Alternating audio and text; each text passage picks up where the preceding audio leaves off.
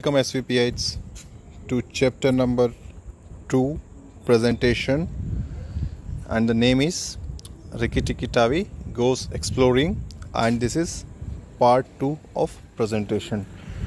So बच्चों, हमने इसमें प्रीवियस क्लास में हमने इसका इंट्रोडक्शन पढ़ लिया, who has written this book etcetera, एक पेज भी हमने पढ़ लिया और हमने यहाँ तक we have completed that he felt better. और कब फेल्ट बेटर किया रिकी टिकी टावी ने? After he fluffed off his fur to make it dry to the roots. और उससे पहले रिकी टिकी टावी ने हैड हिज लंच ऑल्सो और dinner of, and what was his dinner? Raw meet. Now let's go to the next page. Now what? There are lots of things to explore in this house. दोबारा देखिए, ये inverted comma के अंदर है. इसका मतलब किसी ने तो ये बात बोली है. ये ऑथर की बात नहीं है, जो लिख रहा है राइटर उसकी बात नहीं है, ये किसी करेक्टर ने बोली है स्टोरी के अंदर.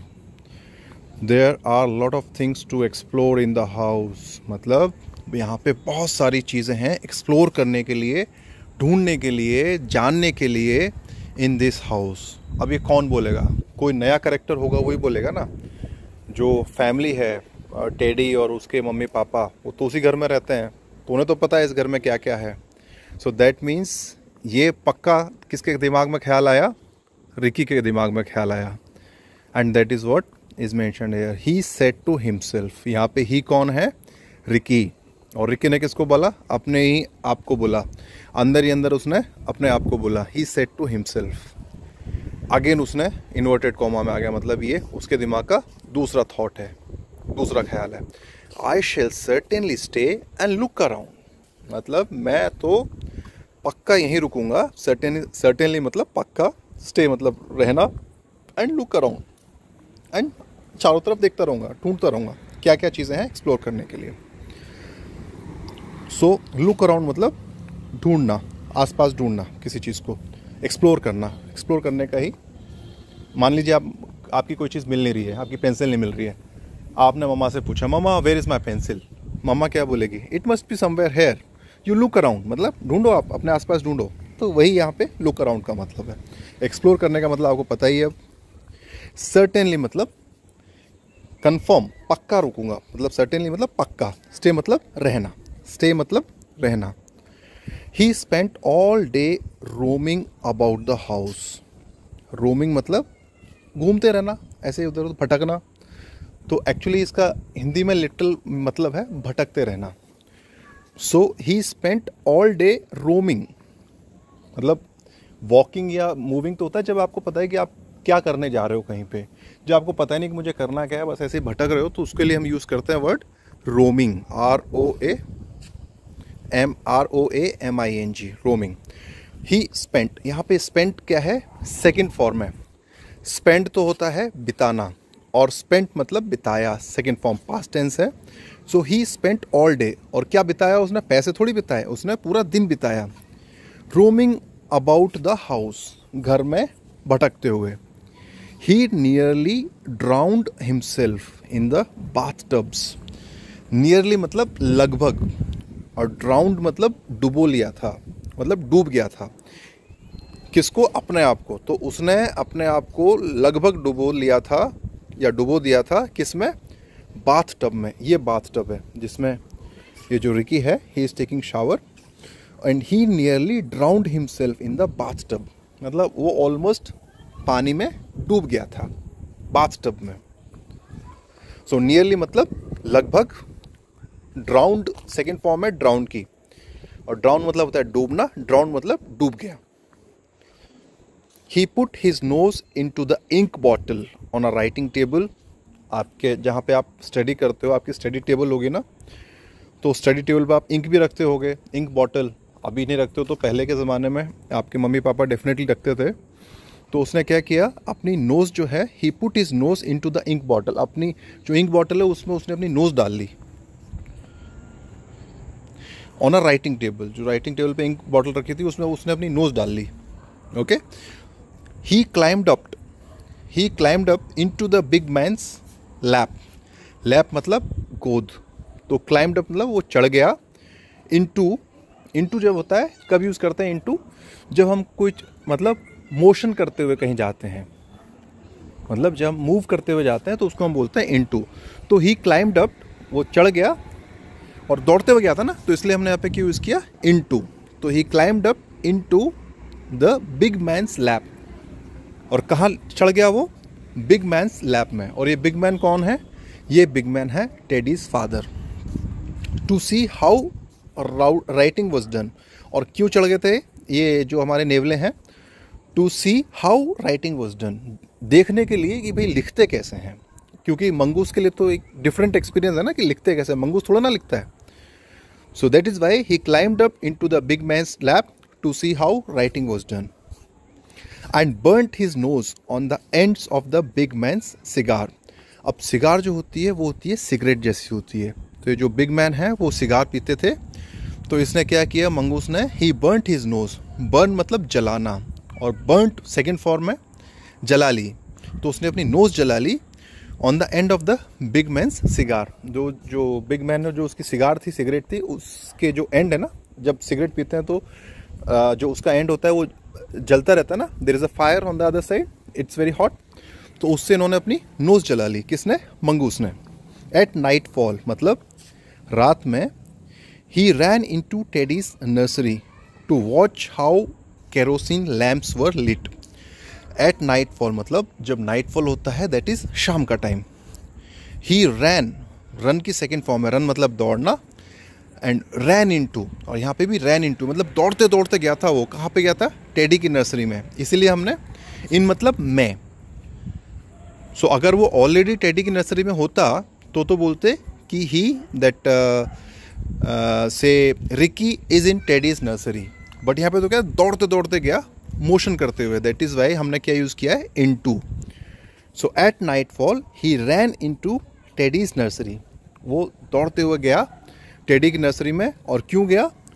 To watch how kerosene lamps were lit, ये देखने के लिए कि जो केरोसिन होता है, मिट्टी का तेल का नाम सुना है, उसी को बोलते हैं केरोसिन, कि केरोसिन के लैंप कैसे जलाते हैं। लिट, लिट का मतलब होता है जलाना। When Teddy went to bed, और जब टेडी जो है सोने चले गए। टेडी कौन है? वो छोटा बच्चा। Ricky Tikki TAVI climbed into, तो रिकी टिकी टावी भी चढ़ गए। कहाँ? उसके बेड पे। But he was a restless companion. Restless मतलब वो जो शांत नहीं रहता है, उसको मतलब इधर उधर दौड़ते भागते रहने वाला, जिसको चैन नहीं है, जिसको रेस्ट नहीं है, उसको बोलते हैं रेस्टलेस। एंड कंपेनियन मतलब साथी, friend, company. So he was a restless companion. कौन? टेडी या रिकी? यहाँ पे ये रेस्टलेस एंड कंपेनियन आया है रिकी के लिए, क्योंकि वो दौड़ता भागता रहता ना इधर उधर। He got up at every noise. Got up मतलब उठना, गेट अप मतलब उठना, उसकी सेकेंड फॉर्म है गॉट अप, पास्ट टेंस है। तो उड़ जाता था। कब? एट एवरी नॉइज, जैसे कोई भी आवाज़ होती थी तो उड़ जाता था। And went off to find what made it. And went off मतलब चला जाता था। कहाँ चला जाता था? टू फाइंड आउट, मालूम करने। फाइंड आउट मतलब मालूम करना, पता करना। वॉट मेड इट, किसने ये आवाज़ की? Teddy's mother and father came in too. Now Teddy's mother and father came in, वो अंदर आए। To look at their son, अपने सन को देखने। लुक मतलब देखना।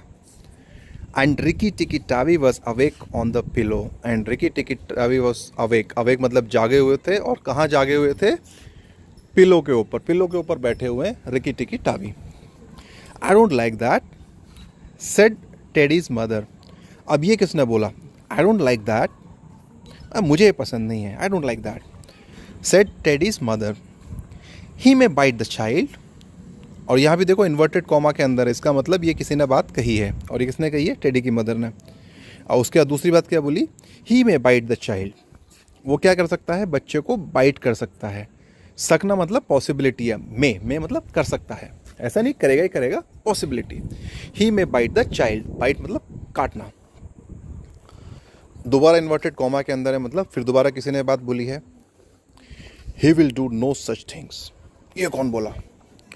ये बोला बिग मैन, जो है फादर है, सेड द फादर। क्या बोला फादर ने? He will do no such thing, मतलब वो ही विल डू, ही यहाँ पे कौन है? रिकी। तो he will do no such thing मतलब ऐसी कोई चीज़ नहीं करेगा। He will do no such thing. और यहाँ पे देखो, ये बाद में पढ़ेंगे, इसको देखो, रिकी क्या कर रहा है? This big man is writing and Ricky is climbing up in to his lap to see how writing is done. ये देखने के लिए भी लिखते कैसे हैं। Teddy is safer with that little beast. अब दोबारा इन्वर्टेड कॉमा मतलब फिर दोबारा किसी ने बोला, और एक किसने बोला? Teddies father. Teddy is safer with that little beast. Teddy is safer मतलब ये ज़्यादा सुरक्षित है, teddy with that little beast, ये जो छोटा जंगली जानवर है इसके साथ। बीस्ट का मतलब होता है जंगली जानवर। So Teddy is safer with that little beast than if he had a bloodhound to watch him. तो ये जो है ये छोटे बीस्ट के साथ ज़्यादा सेफर है। किसके ज़्यादा सेफर है? If he had a blood hound.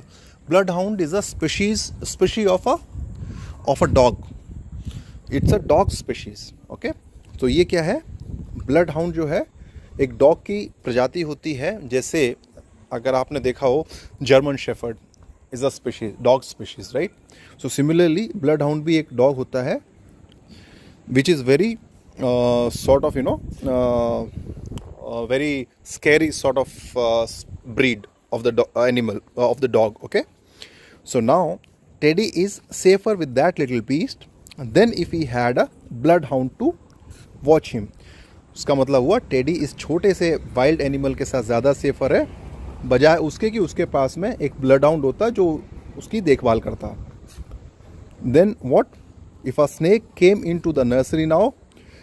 अगर अब, इफ मतलब अगर कोई सांप came in to the nursery now, अगर नर्सरी में कोई सांप आया नाउ, तो अब उसके बाद पूरा सेंटेंस नहीं किया। But Teddy's mother would not think of anything so awful. मतलब उसके दिमाग में सिर्फ ख्याल आया कि अगर कोई सांप नर्सरी में आया अब, और बस वहीं पे सोच के रुक गई क्योंकि वो ऐसी बात सोचना ही नहीं चाहती थी। It's a scary thing no, कि कोई सांप, जस्ट सपोज कि अगर हमें सपने में भी ऐसा ड्रीम आए, मतलब वाइल स्लीपिंग हमको ड्रीम आए कि सांप रूम में घुस गए, तो we get scared. So similarly Teddy's mother also got scared, इसलिए उसने आगे कुछ सोचा ही नहीं। But Teddy's mother would not think of anything so awful. Awful मतलब डरावना या बेकार। सो टेडी की मदर क्या है? इतना कुछ बेकार चीज़ सोचना नहीं चाहती थी।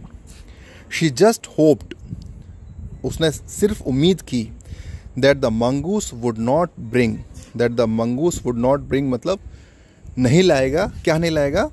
एनी हार्म टू टेडी, कोई नुकसान। तो शी जस्ट होप्ड मतलब उसने उम्मीद की, that mongoose would not bring any harm to Teddy, मतलब मंगूस जो है टेडी को किसी तरीके से नुकसान नहीं पहुंचाएगा। ये उसने होप की। किसने? Teddy's mother. Now what would your reaction be if you received a wild animal as your pet. Suppose आपके पापा आपके लिए एक वाइल्ड एनिमल ले आते हैं एज अ पेट, तो आपकी रिएक्शन क्या होगी? इसका मतलब ये है। नर्सरी का मतलब मैंने आपको बताया ही है। नर्सरी होता है छोटे बच्चों का रूम जहाँ पे बच्चे खेलते भी हैं। Okay, and this is another photo where Ricky is putting his nose into ink bottle. Okay, so with this we will stop here. You will learn all the difficult words and you will read this page yourself, and then in the next class we will continue with our question answer. Thank you.